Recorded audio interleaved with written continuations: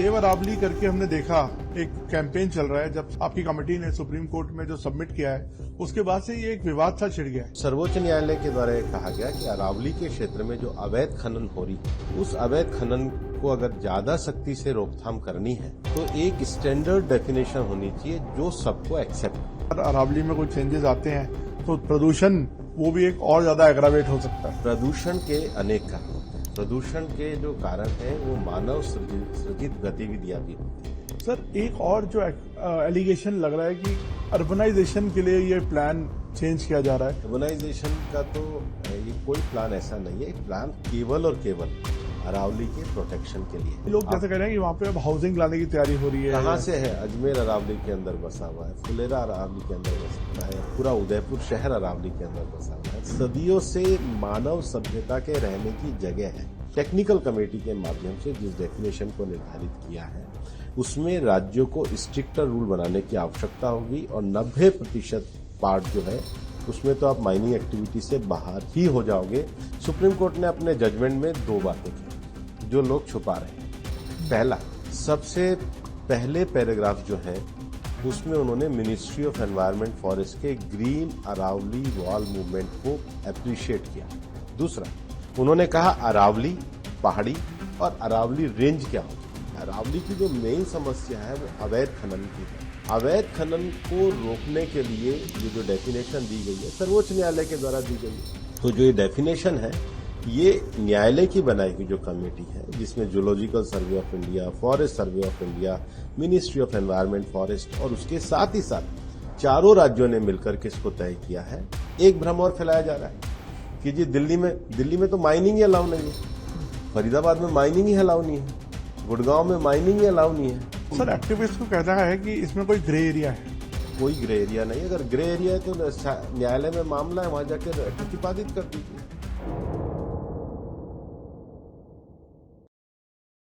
अरावली को लेके एक हमने देखा सोशल मीडिया पे ट्रेंड चल रहा है, उसको समझाने के लिए कि क्या ये इशू है। हमारे साथ जुड़ रहे हैं एनवायरमेंट मिनिस्टर भूपेंद्र यादव जी।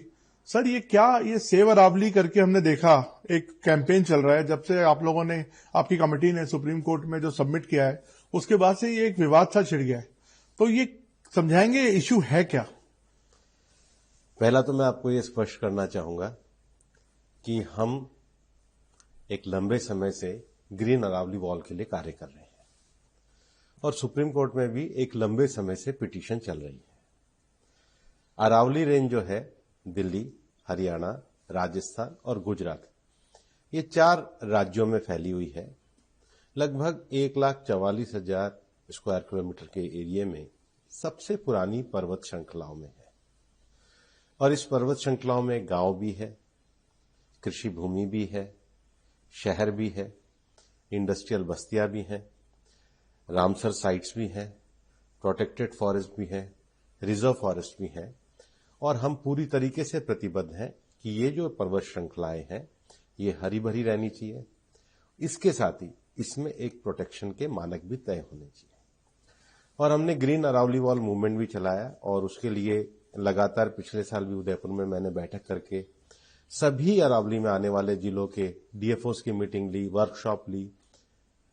ये जो पिटीशन है ये सुप्रीम कोर्ट में एक लंबे समय से चल रही थी और सर्वोच्च न्यायालय के द्वारा कहा गया कि अरावली के क्षेत्र में जो अवैध खनन हो रही है उस अवैध खनन को अगर ज्यादा सख्ती से रोकथाम करनी है तो एक स्टैंडर्ड डेफिनेशन होनी चाहिए जो सबको एक्सेप्ट हो। तो सुप्रीम कोर्ट ने कमेटी के निर्धारित करी जिसमें मिनिस्ट्री ऑफ एनवायरनमेंट फॉरेस्ट के सेक्रेटरी भी थे, FSI forest survey of India भी थे, भारत सरकार का सर्वे ऑफ इंडिया है उनके भी सेक्रेटरी थे और जो देश की सारी भू आकृति का जो मैपिंग करते हैं जियोलॉजिकल सर्वे ऑफ इंडिया उसके डायरेक्टर भी थे, प्लस 4 राज्यों की सरकारें थी।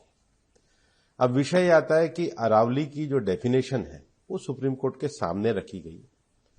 सुप्रीम कोर्ट ने अपने जजमेंट में 2 बातें कही जो लोग छुपा रहे हैं।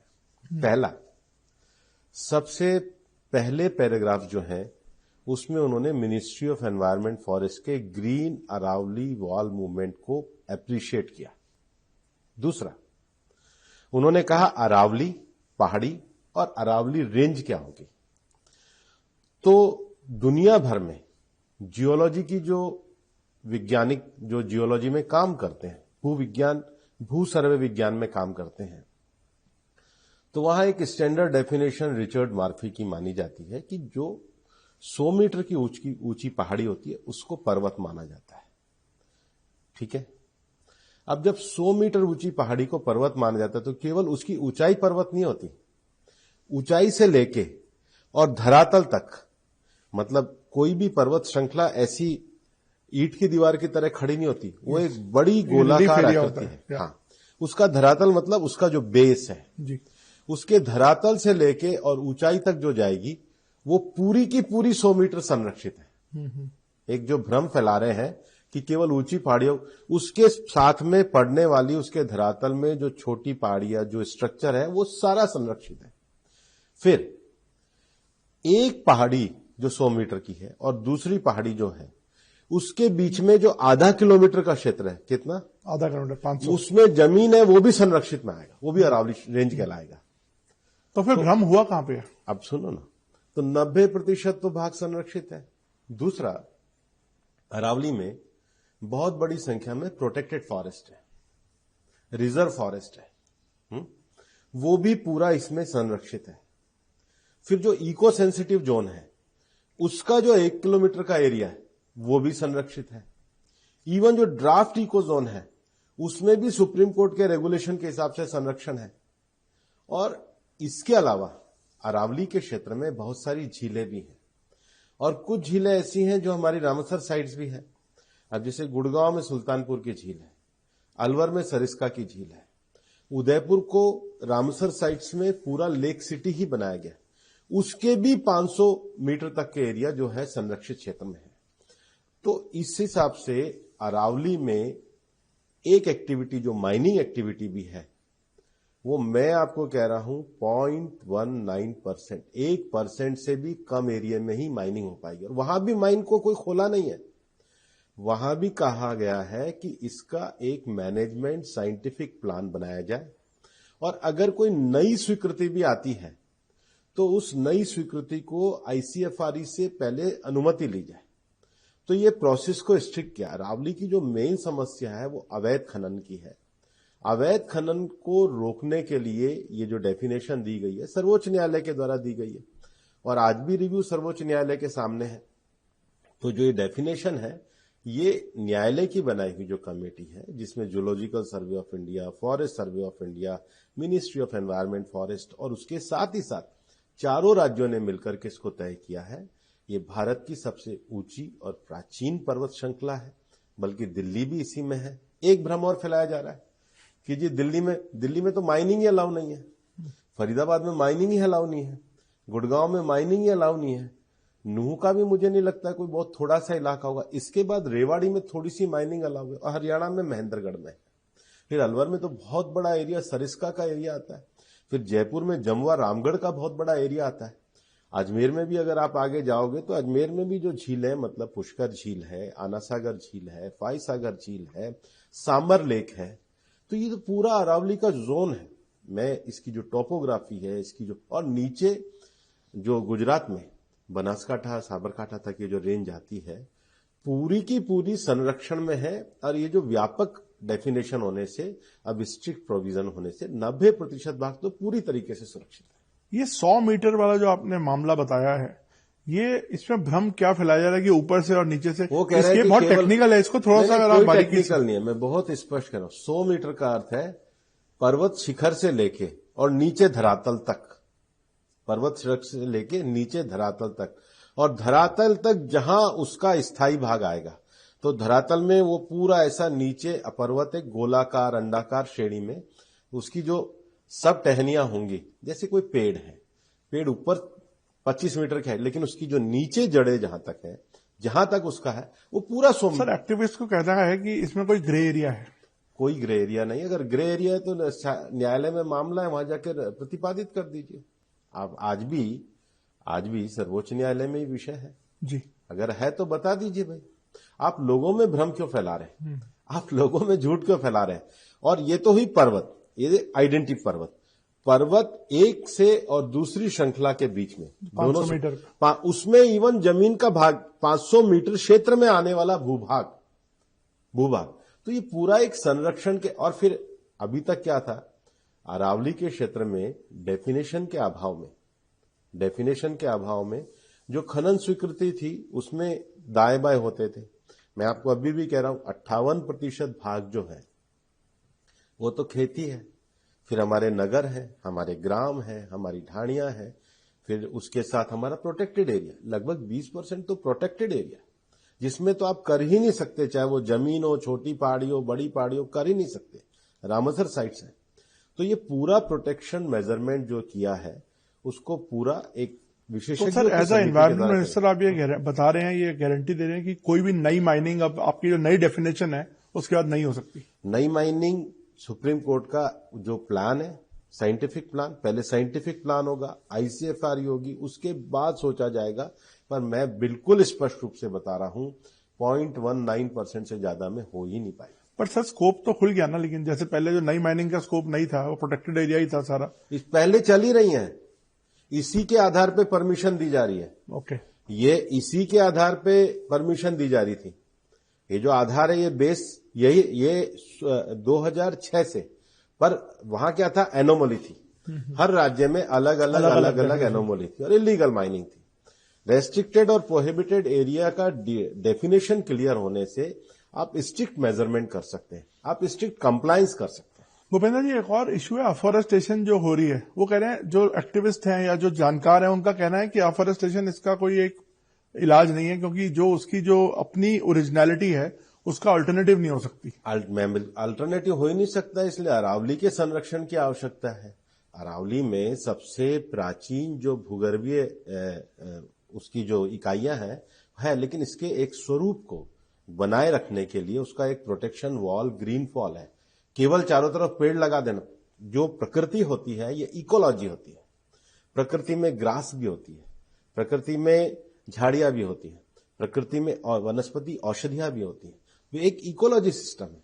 और जो हमारे मंत्रालय के द्वारा जो इंटरनेशनल बिग कैट अलायंस बनाया गया, तो बिग कैट अलायंस का अर्थ ये नहीं है कि हम कोई टाइगर का कंजर्वेशन तो करते ही हैं, लेकिन टाइगर तब किसी भी जगह पे रह सकता है जब उसके नीचे का जो प्रे है, उसके नीचे का जो इकोलॉजिकल सिस्टम है। और इकोलॉजिकल सिस्टम भी डियर वगैरह तब सर्वाइव करेंगे जब उनके लिए घास वगैरह होगी।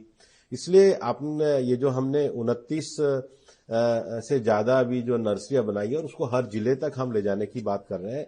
हमने पूरी अरावली की हर अरावली के जिले की लोकल वनस्पतियां क्या है, लोकल पेड़ क्या है, और पेड़ वनस्पतियों में एक छोटे से घास से लेकर और बड़ा पेड़ तक सारा इकोसिस्टम आता है। इसलिए मैं केवल पेड़ की बात नहीं करता, इकोलॉजी की बात करता। सर एक और जो मतलब एक एप्रीहेंशन लोगों में है कि जब अगर अरावली में कोई चेंजेस आते हैं तो प्रदूषण जो इस समय बड़ा मुद्दा बना हुआ है, वो भी एक और ज्यादा एग्रावेट हो सकता है। प्रदूषण के अनेक कारण होते हैं। प्रदूषण के जो कारण है वो मानव सृजित गतिविधियां भी होती हैं। प्रदूषण के दो मानक होते हैं, एक PM 2.5, एक PM 10। दोनों चीजें हैं। PM 2.5 में जब कार्बन एमिशन ज्यादा होता है, मतलब जो 2.5 के जो माइक्रो कण है वो ज्यादा क्यों होंगे, क्योंकि या तो ओजोन होगा, लेड होगा, कार्बन होगा, सल्फर होगा।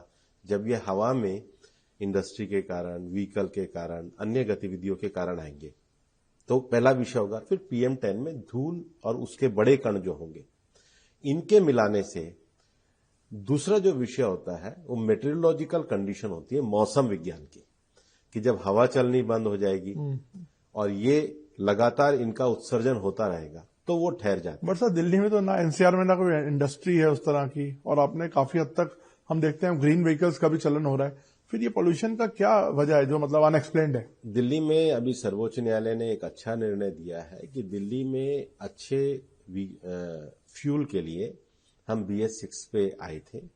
BS6 के पहले के जो व्हीकल हैं, जो कि पॉल्यूटेड व्हीकल हैं, उनका जो कोहेसिव प्रोटेक्शन का स्टे था वो विड्रॉ हुआ है। तो एक तो हमें फ्यूचर में, क्योंकि दिल्ली में करोड़ों व्हीकल चलते हैं, टू व्हीलर से लेके और बड़े व्हीकल, तो इसका फ्यूल अगर हम अच्छा प्रयोग करेंगे, उसके लिए उसके जो पर्यावरण के मानक होंगे, वो पहला विषय है। दूसरा विषय है कि दिल्ली में अभी पिछले ही दिनों निर्देश देके हमने स्मार्ट ट्रैफिकिंग पे जोर दिया है। लगभग 60 के करीब ऐसे प्लेसेस हैं जहां पर ट्रैफिक का कंजेशन होता है। तो शाम को 4 से 7 तक जिस समय, या सुबह 8 से 10 जिस समय धुंध और कोहरा ज्यादा हो रहा होता है, उस समय अगर एक साथ हजारों व्हीकल लाइन में खड़े रहेंगे तो उनका पॉल्यूशन तो होगा ही, व्हीकल पॉल्यूशन की दृष्टि से। दूसरा, दिल्ली केवल दिल्ली नहीं है, दिल्ली एनसीआर रीजन है। और एनसीआर रीजन से भी आगे जो हमने अथॉरिटी बनाई है सीएक्यूएम, उसने एयर शेड की पहचान करी है। तो उस एयर शेड में लगभग 240 इंडस्ट्रियल एरिया है, और 240 इंडस्ट्रियल एरिया में 3,500 इंडस्ट्री हैं जो रेड और ऑरेंज कैटेगरी की है। ओके। वो जो 3,500 इंडस्ट्री है, उसमें हमने कहा है कि आप डिवाइस लगाइए जिसको मॉनिटरिंग से जोड़ने का काम करेंगे, ताकि आपको ये पता लगे कि आपका ग्राफ कैसा है। मुझे बताते हुए ठीक लग रहा है कि हमने उसमें भी पैनिक नहीं होने दिया है। लगभग 1200 के करीब इंडस्ट्री में डिवाइस लगे हैं, बाकी को 31 दिसंबर का समय दिया है। तीसरा जो बड़ा विषय है वो डस्ट का है। एक बहुत बड़ी जो एक्टिविटी चलती है कंस्ट्रक्शन और डेमोलिशन की चलती है। तो कंस्ट्रक्शन करते हैं तब तो ठीक है, लेकिन आप देखेंगे कि जो डेमोलिशन होता है उसको रखने की कोई जगह नहीं है। तो हमने सीएनडी के रूल्स भी करे हैं, और अभी मैंने गाजियाबाद, नोएडा, फरीदाबाद, गुड़गांव, सोनीपत, एनडीएमसी और एमसीडी, इन 7 अथॉरिटी की अभी पिछले ही हफ्ते अलग अलग मीटिंग ली है, और सबको कहा है कि भाई आप 2026 का 1 जनवरी से लेकर दिसंबर तक का अपना प्लान बनाइए कि हम सीएनडी वेस्ट में ये करेंगे, हम जो गड्ढे खुदे हुए उनके लिए ये करेंगे, एंड टू एंड पेवमेंट के लिए ये करेंगे, ग्रीनिंग के लिए हम क्या करेंगे। फिर जो एक बहुत बड़ा कारण है वो सॉलिड वेस्ट है। जैसे आपका तो इंटरनेशनली भी आप एक्सपोजर है, आप क्या कुछ बाहर की बेस्ट प्रैक्टिस, सॉरी आप मेरा इतना ही रोकेंगे? नहीं करिए, बताइए सर। नहीं प्लीज। तो ये सारे पैमानों पे काम किया। जो बेस्ट प्रैक्टिसेस की आप बात कर रहे हैं, बेस्ट प्रैक्टिसेस फ्यूल, दुनिया में जो भी हुआ है मैं नाम देश के लेके बता सकता हूं। फ्यूल, बेस्ट क्लीन फ्यूल, क्योंकि ऐसा तो होगा नहीं कि अब आप व्हीकल्स को रोक देंगे या इंडस्ट्री को रोक देंगे। क्वेश्चन ये है कि वो बेटर जो अपना भी इंडस्ट्री चलाने के लिए करे वो फ्यूल का इस्तेमाल करे। इसलिए आपको मैं बताना चाहूंगा, हमने 240 इंडस्ट्रियल एरिया में 226 में पीएनजी गैस की सप्लाई कर दी। हमने कहा कि मैक्सिमम चीजें आप गैस बेस पे ले जाइए। फिर जो हमारे थर्मल पावर है उसमें दिल्ली के आसपास जो है उनका नई टेक्नोलॉजी में वो जाए, उसको हमने बनाने का काम किया। तो फ्यूल एक बड़ा विषय है, ग्रीनिंग बड़ा विषय है, डस्ट मैनेजमेंट एक बड़ा विषय है, और नेशनल क्लीन एयर प्रोग्राम में प्रधानमंत्री जी ने जो पूरे मानक हम लोगों ने तय किए हैं, फाइनेंस कमीशन से जो सपोर्ट दिया है, तो हमने ये नीचे दिल्ली की सारी कॉरपोरेशंस को कहा है कि आप नेशनल क्लीन एयर प्रोग्राम के जो स्टैंडर्डाइजेशन के विषय हैं, उसमें सीएनडी, वेस्ट मैनेजमेंट, क्लीनिंग से लेके जो सारे विषय हैं, उसको अगर आप लेकर इंप्लीमेंट करेंगे स्टेप बाय स्टेप, तो उसका इफेक्ट आएगा। और इसमें सारे कोऑर्डिनेशन के लिए जो सेंट्रल एयर मॉनिटरिंग जो कमीशन है वो लगातार काम कर रहा है, लगातार उसकी रिव्यू और मीटिंग हम लोग कर रहे हैं। तो सर आप जैसे प्रोजेक्ट कर रहे हैं कि हम ये चीजें करेंगे, आपने एक प्लान बनाया है, आपका ये भी है कि आपको लगता है इससे कितना एक्यूआई नीचे आ पाएगा अगले सीजन तक? देखो, अगर इस बार तो मुझे लगता नहीं है कि इतनी जल्दी आएगा। सीजन की तुलना अगर आप देखेंगे सर, तो एक्यूआई के दिन काफी बेटर हुए हैं, लेकिन दिसंबर में 2 बार जो मीटरोलॉजिकल कंडीशन होती है, जिसमें हमारे जो वेस्टर्न डिस्टर्बेंसेज आते हैं, अगर तो वो बारिश बन के बरस गए तो ठीक होता है, अगर वो ऊपर से चले जाते हैं तो उस समय हवा रुक जाती है। हवा स्टिल होने पे ही PM 2.5 और PM 10 जो है उनकी मात्रा स्थिर रह जाती है, तो उसके लिए हमने ग्रैप का प्रोविजन किया है, और सीएक्यूएम को यह अथॉरिटी दी है कि वो प्रेडिक्शन के आधार पे, क्योंकि ये केवल सीएक्यूएम ये गतिविधियां तो हैं ही, साथ में उनको मौसम विज्ञान के साथ भी संबंध रखना पड़ता है, और उस एप्रीहेंशन को देखकर ये जो गतिविधियां इसको रेस्ट्रेन करने के लिए ग्रैप लगाना पड़ता है। पर ग्रैप के भी इस वर्ष के अनुभव से हम बेहतर कोऑर्डिनेशन के अगले बार के इम्प्लीमेंटेशन रूल लेके आए। हम लोग क्योंकि देखते हैं सर कि कई कंट्रीज ने जैसे ऑलमोस्ट ऐसा ही पॉल्यूशन फेस किया है, बीजिंग एक उदाहरण है, उन्होंने लेकिन कंट्रोल कर लिया। और मैं कह रहा हूं ना, फ्यूल, डस्ट और स्ट्रिक्ट मेजर्स, इसके बाद आपको लगता है कि कोऑर्डिनेशन, क्योंकि दिल्ली में जब तक आसपास की ये जो 8 जो हमारी म्युनिसिपैलिटीज हैं उनके कोऑर्डिनेशन को करना पड़ेगा। और आपने देखा होगा कि अभी शहरी विकास मंत्रालय ने भलसवा का, ओखला का, गाजीपुर का ये जो ढेर लगा हुआ था लंबे समय से, लगातार काम कर रहे हैं। उसकी भी हर महीने की मॉनिटरिंग हो रही है और ऐसा लगता है कि जून तक हो जाएगा, केवल गाजीपुर का बच जाएगा, तो उस पर दिन रात काम चल रहा है। गुड़गांव और फरीदाबाद का भी बंधवाड़ी के पास एक जगह है जी, तो उनका भी अभी टेंडरिंग वगैरह निकाल के वो लोग भी कर रहे हैं। गाजियाबाद में तो बहुत अच्छा उन्होंने किया है कि अपने लीगेसी वेस्ट डिस्पोजल को समाप्त करके उन्होंने मियावाकी का एक जंगल बनाया है। और हमने सभी कॉरपोरेशंस को ये आग्रह किया है कि वो अपना पार्क एरिया को डिक्लेयर करें, ताकि पब्लिक पार्टिसिपेशन करके पार्क एरिया की ग्रीनिंग पे ज्यादा से ज्यादा हम लोग लगेंगे तो ज्यादा अच्छा रहेगा। सर एक आखिरी में मैं थोड़ा अरावली पे वापस आता हूं। सर एक और जो एलिगेशन लग रहा है कि अर्बनाइजेशन के लिए ये प्लान चेंज किया जा रहा है, इस पे भी मैं चाहता हूं कि आप बोलें ताकि लोगों को क्लैरिटी हो। नहीं, अर्बनाइजेशन का तो ये कोई प्लान ऐसा नहीं है। प्लान केवल और केवल अरावली के प्रोटेक्शन के लिए। अर्बन शहर तो वैसे अरावली में नहीं, कई लोग जैसे कह रहे हैं कि वहां पे अब हाउसिंग लाने की तैयारी हो रही है। कहां से है? अजमेर अरावली के अंदर बसा हुआ है, फुलेरा अरावली के अंदर बसा हुआ है, अपना क्या कहते हैं, पूरा उदयपुर शहर अरावली के अंदर बसा हुआ है, बूंदी शहर अरावली के अंदर बसा। कितने शहर में आपको गिना दूंगा जो अरावली के अंदर ऑलरेडी, ये सदियों से मानव सभ्यता के रहने की जगह है। लेकिन जो अरावली का प्रोटेक्टेड एरिया है उसकी क्लियर डेफिनेशन अगर जो सुप्रीम कोर्ट ने करी है, सुप्रीम कोर्ट ने उसको अरावली और अरावली रेंज को geological survey of India, forest survey of India और अपना मिनिस्ट्री ऑफ एनवायरनमेंट, इनसे सर्वेयर ऑफ इंडिया, इन सब से इनकी टेक्निकल कमेटी के माध्यम से जिस डेफिनेशन को निर्धारित किया है उसमें राज्यों को स्ट्रिक्टर रूल बनाने की आवश्यकता होगी। और 90% पार्ट जो है उसमें तो आप माइनिंग एक्टिविटी से बाहर ही हो जाओगे। मैं आपको कोट अनकोट कह रहा हूं, कहीं भी कह देना 90% में तो माइनिंग हो ही नहीं सकती है। और मैं आपको कैलकुलेशन दे रहा हूं, जो सबसे बड़े माइनिंग के जिले हैं जिसमें राजसमंद आता है, उदयपुर आता है, वहां भी 1% से कम, कुछ जगह तो एवरेज अगर निकालेंगे तो 0.19% में ही माइनिंग अलाउ हो सकती है। और वो भी अभी अलाउ नहीं होगी जब तक राज्य उसका प्लान नहीं बनाएंगे, जब तक आईसीएफआर की अनुमति नहीं होगी, और जो अवैध माइनिंग चल रही है वो पूरी तरीके से निरस्त हो जाएगी।